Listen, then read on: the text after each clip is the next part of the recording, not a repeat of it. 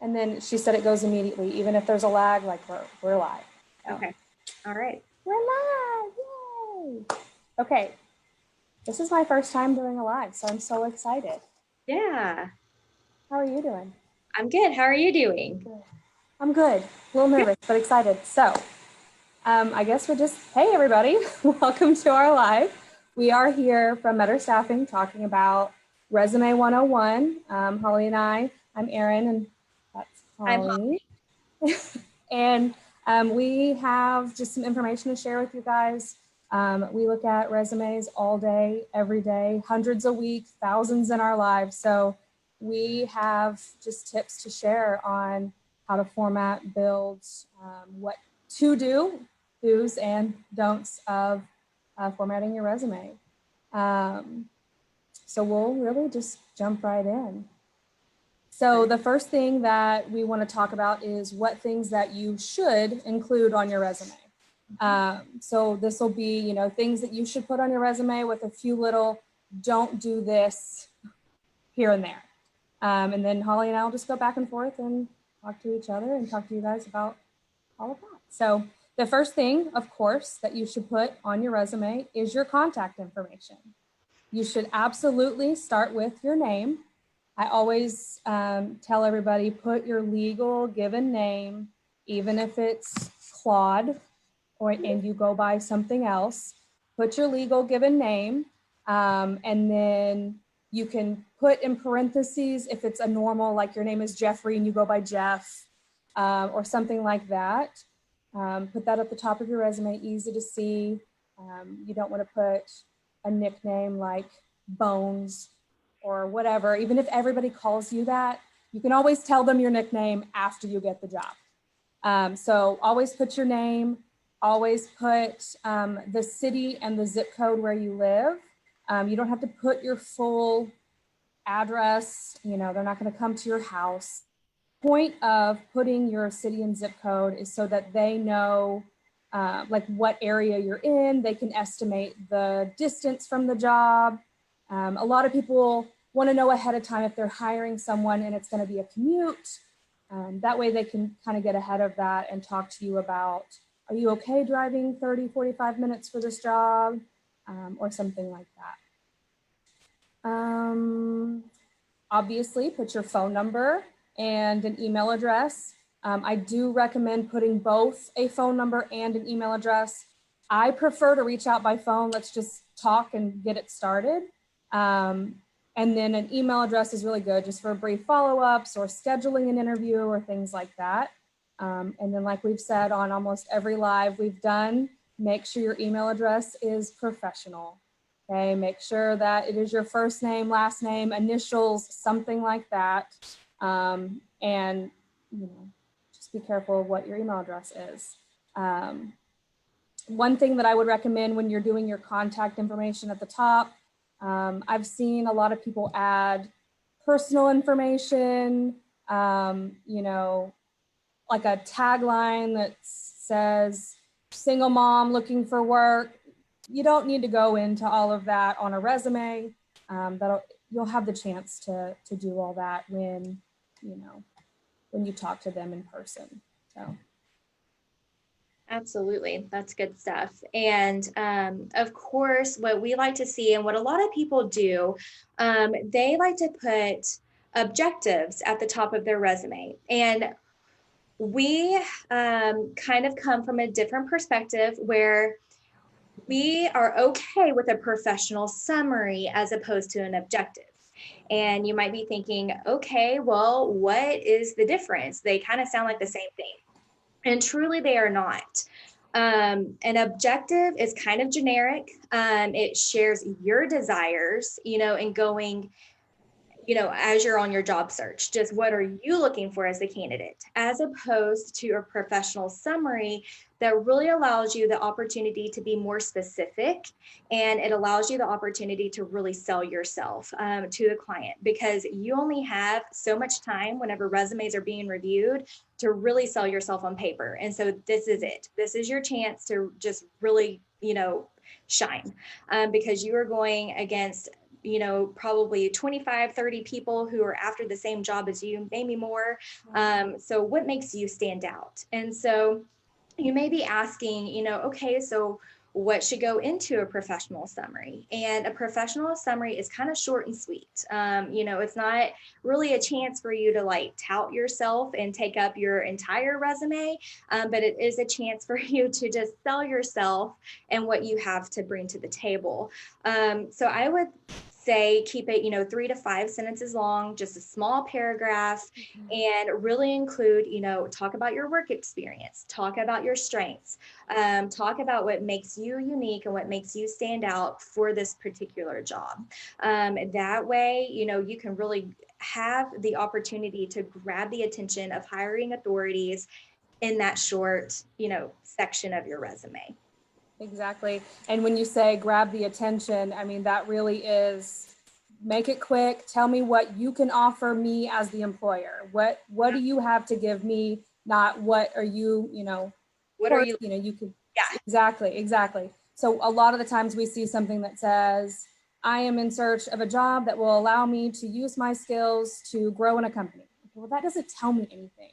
Right. That is copy and pasted. It doesn't give me any information. And you just wasted that space that you could have used to convince me to continue looking at your resume. Absolutely. And, objectives are just really generic. And like Erin said, they can easily be copied, pasted. And as an employer, it is kind of a given that you're going to want to grow with the company.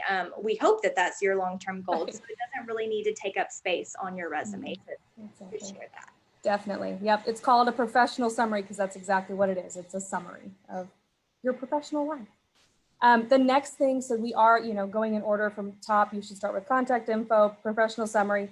The next thing that I would include would be your education. A lot of people have questions about how to put education on their resume. And of course, it's always going to be different person to person. But what I always recommend is, of course, starting with your most recent education experience, whether it be a degree of some kind, a certificate, anything like that, the most recent first, and then the rest below. If you do have a bachelor's or higher, I typically don't recommend putting your high school information on there. It's not necessary. And really, we only ask for high school or GED information if you don't have college experience. A lot of companies do require some level of education, whether it be a completed high school degree or GED. And that's why we ask to see that, because especially in a environment like staffing, our companies all ask for different things. So starting with your dates and where and what you went to school for. And again, you don't have to put high school if you've got a degree. And then if you are working on a degree, if you're currently in school, or even if, you were in school last semester and you had to skip this semester, if it's been recent within the year, you can put something that says University of Texas criminal justice degree in progress, or expected graduation date, December 2020. So that way we know what you're working on, we know you're still in school, and that it's in progress or going to be here soon. If you have some college, you went and then you stopped going, you haven't gone in years, you can leave it off. You can put San Jacinto College, some courses, 60 credits or something like that. But for the most part, unless you have a completed degree or you're very close to one, I would just leave it off, and then you can discuss, well, I went to school a little bit here and there, if you feel inclined to do so. But yeah, always put the date of when, and then you don't have to go back years and years and years to high school if that's the case. Yeah, perfect. And of course, so under education, we of course want you to list your skills. There are hard skills and then there are soft skills.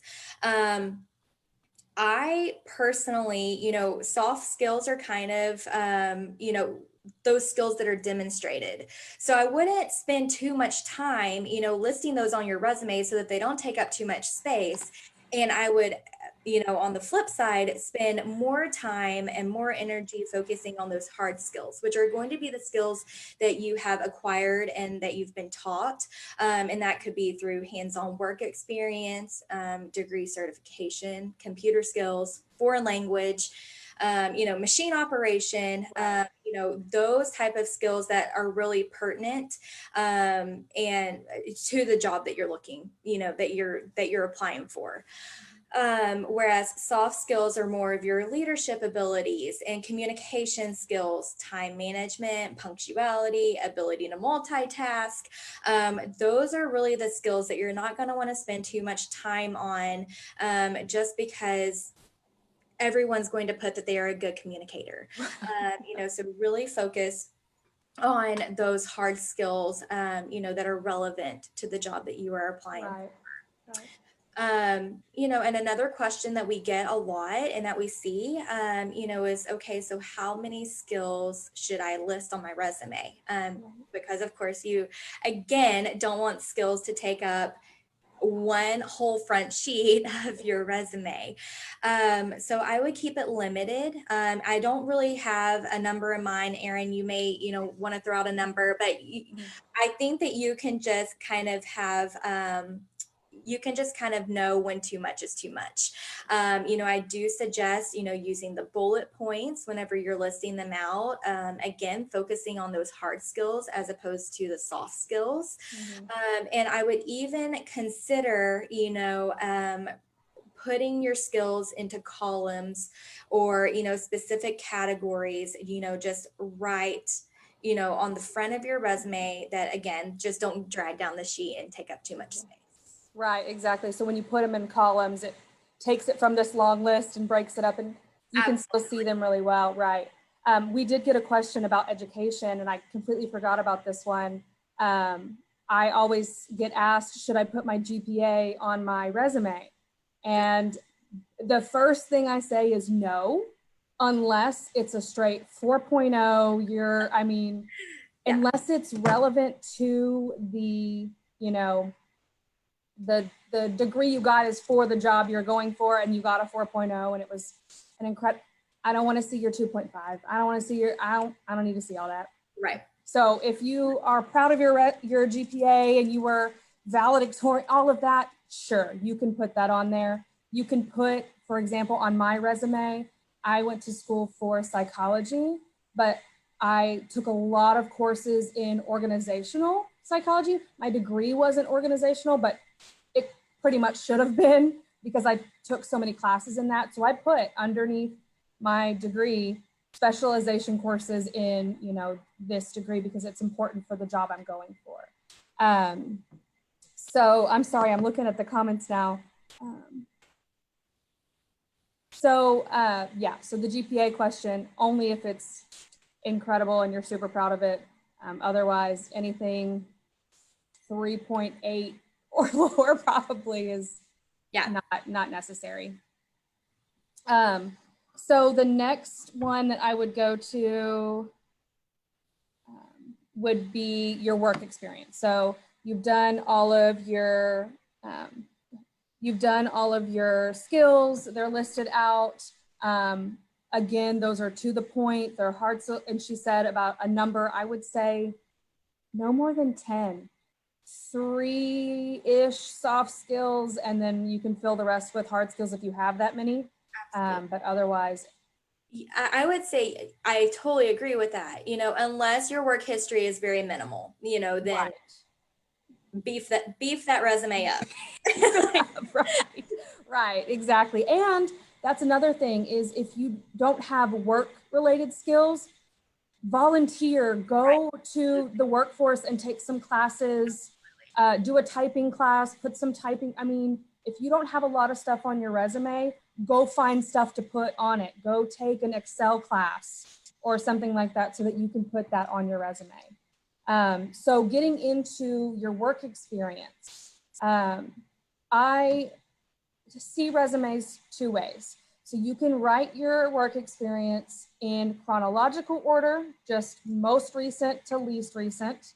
And most resumes are formatted that way. Or you can set it up in a functional list, and that's where you take, you're still going chronological, however, you section it into 2 sections, and the top section would be relevant experience, which is the experience that you have to the job that you're applying for. And then additional experience. So those are ones, maybe if you were a key holder at a jewelry store, you know, that's good to know that you were given those responsibilities, that you have cash handling and things like that, but it's not pertinent to the, you know, I don't know, HR role that you're going for now. So you can put all your HR stuff at the top, and then anything else that is good to know, that you have good tenure at your old jobs that you want to put on there. And that would go in the bottom section, but still in order within the 2 sections. So when you do your job listings, you can put the job title, the company that you worked for, the location, again, city, state is fine. And then, as we keep saying, always put month and year at minimum. Okay, because if you put 2019 to 2020, that could have been December 31st to January 1st. And that doesn't look great. And I get that's probably why you're leaving the month off, but we want to know how long you've worked there. And we can't, you know, tell a story without all the information. Another big thing that I always tell people that they don't typically realize is when you put dates on your resume, that is the one thing that you shouldn't guess on or make up, because a lot of companies, when I call to do a reference, a lot of companies, the only reference they can give me is the dates that you worked there. So if you've lied about the dates you worked there and that's the only reference I can get, I mean, that's it. That was your one chance. And you said you worked there from 2018 to 2020 and they were like, he was here for 2 months. That doesn't look great. So think about that. Try to keep up with your resume as you go. I know it's hard to remember sometimes. If you're a month or so off, it's not a big deal, but don't drag it out if you weren't really there that long, because a lot of companies can't give me more than a dates of employment reference. Another question that we got was for people who are in turnarounds. A lot of times when you are in a turnaround type job, for example, I'm drawing a blank, but this is the best example I can come up with. If you're a Boilermaker or a scaffold builder, something like that, I would put scaffold builder, and then you can put in turnarounds, and you can list the companies you worked for and the dates you worked for them. But for the most part, your job is going to be the same at almost all the companies you work for.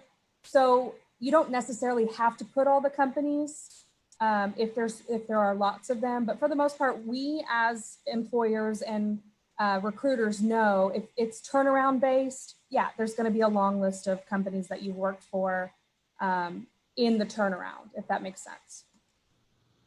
So essentially, when you go to list your jobs, again, the company, the job title, the location, the dates, and then really just 3 to 5 bullet points. If you can shorten it that much, that would be great. It's just a lot to read, and a lot of the times it's repetitive information. You've got your skills at the top. If you put it again in your bullet lists, it adds up and it becomes too much sometimes. Now, again, like Hollee said, if you only have one job, tell me everything you did. I want to hear it all. So that way it kind of adds some skills that you may not think are important, but could be to us. So try to do 3 to 5 bullets. Paragraph form is not usually recommended. It gets hard to follow. So make sure that you're being concise and get to the specific important duties. And then, like I said, as far as how many, if you have a bunch of things to add it, but I don't usually recommend more than five bullet points or so. Awesome. And I mean, and to, just to jump in really quickly, of course, the main thing is that we just want your resume to be easy to read, you know, and I think you kind of touched on that. And we don't want to see a lot of crazy fonts.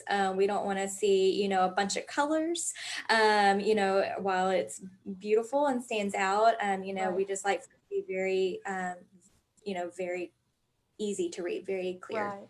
And that's funny. That's something I always talk about is a pop of color is fine. You know, your name is in a different color. You've got a line that is purple, but if you are blocking it out in like rainbow colors, not great. I mean, while we're talking about it, your photo, don't do it. Unless you're going out for like a modeling job or you're working at Hooters, you don't need to put your photo on your resume. And a lot of people don't understand that. And I don't know where we were taught that it was good to put your photo, but essentially the big red flag is on you because you don't want to give the employer the chance to judge you before you even get to meet them. And we as humans can't help it. We look at pictures and we automatically think things that we can't help. And, you know, everyone has an idea of, for example, if the person that worked in the job before you didn't work out and you look similar to that person, it could rule you out just based on the way our brains work as humans. So don't give them a chance to meet you until they actually meet you. That's the point of the resume, is for them to like you on paper, to bring you in and give you a chance to talk to them face to face. I know that seems kind of yucky, but it's true. I mean, it's really how we see it. Absolutely. So the other thing that I wanted to talk about was if you don't have work experience, again, like I said, go out there and get something. Go volunteer, go Habitat for Humanity. I mean, the Special Olympics, those are some of the things that I have. Go find work and put it on your resume. Absolutely. Whatever that looks like. If you did some stuff in high school or college, if you were on the robotics team or whatever, put something like that because you learned things from those experiences that you would learn similarly on a job. So find experience as long as it's relevant and, you know, you can describe your duties, absolutely put it on there. Especially if they're related to the type of job that you want in the future. If you volunteered for the fire department and you want to be in some kind of city-based, legal-based, criminal justice, you know, something like that, absolutely put that on there. Yeah. So, yeah.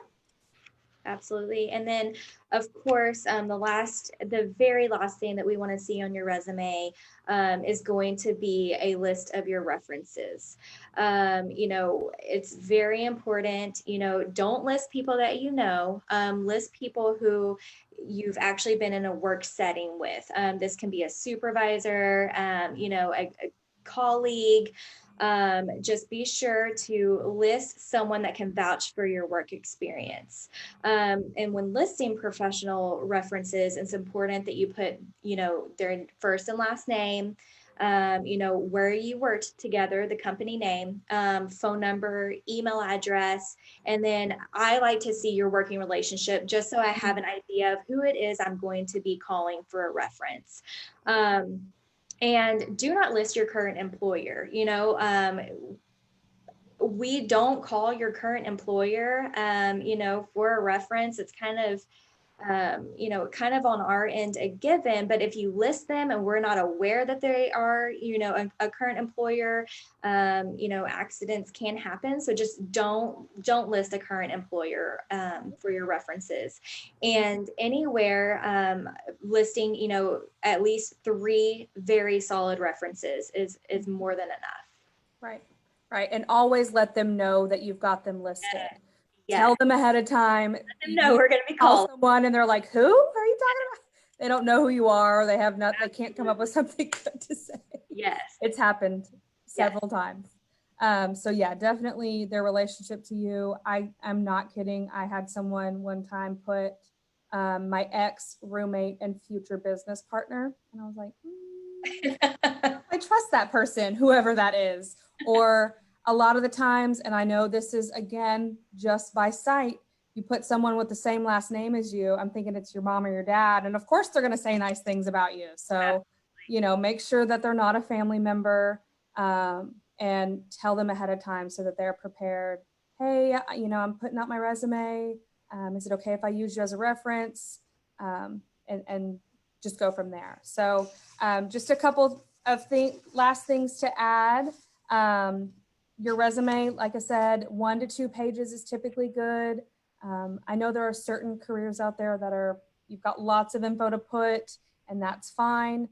If it's industry specific, so like a lot of IT people have really long resumes, and that's great because you've got a lot of good experience. But otherwise, 1 to 2 pages is plenty. You can go as far back, I would say 10, 15 years.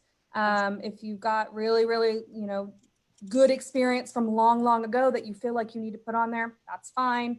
But typically more than 20 years of experience is usually not, you know, needed because you've got the same experience for the last 20 years. Absolutely. I mean, I think, you know, just to throw in, you know, it's just very important to keep in mind, you know, to be relevant. You know, you just want everything to be relevant when you're looking for a job. Absolutely. Yes. And then one other, you know, thing that I think of is, can I have more than one resume? Absolutely. If you've got HR experience and accounting experience, make an HR relevant experience resume, make an accounting relevant experience resume, and tailor your resume to the jobs that you're applying for. Because if you use your general resume and accounting is in there somewhere, I'm going to go, well, she has experience. And you're going to get passed up when really you've got lots of it. You just didn't make your resume sound like you did. So definitely have more than one resume and tailor it to the jobs you're applying for. Absolutely. And, you know, a question that we get very often is, you know, whenever you see a job posting is, should I apply for the job, you know, that you don't have experience for?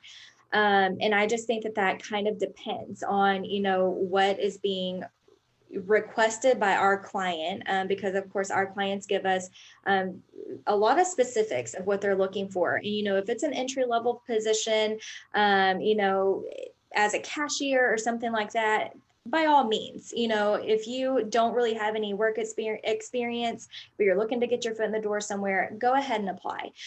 You know, but if you are looking for an HR director role or applying for an HR director role, and you have, you know, only been like an HR generalist for 1 year, you know, we just encourage you to not apply for that job, just because, again, our clients are looking for just very specific candidates for, you know, they're looking for qualifications. And so I understand that it's frustrating that you just want to have a shot, you know, and be considered for a role. But on the flip side, you know, from our point of view and where we're coming from is, you know, we are partnering with our clients to make sure that they are satisfied as well. So just something kind of, you know, keep top of mind. Right. So definitely reach out to us if you need help formatting your resume. I format resumes all the time. In fact, I love doing it. I'm sure Hollee would be happy to help. Any of us here at Meador would be happy to help you get your resume in shape, and give you any advice that we can. I hope this was helpful for anyone who's working on their resume, trying to get a job. I know times are crazy right now. So hopefully this helps you get your resume set up. And just remember, you get 60 seconds or less to make a good impression. So make sure your resume reflects who you are and what you've done, because you want to get the opportunity to be seen. And really the point is get the interview, land the job. So Absolutely. Thanks for sitting with me, Hollee. We had a great time, and we'll talk to you guys soon. Thank you. Bye.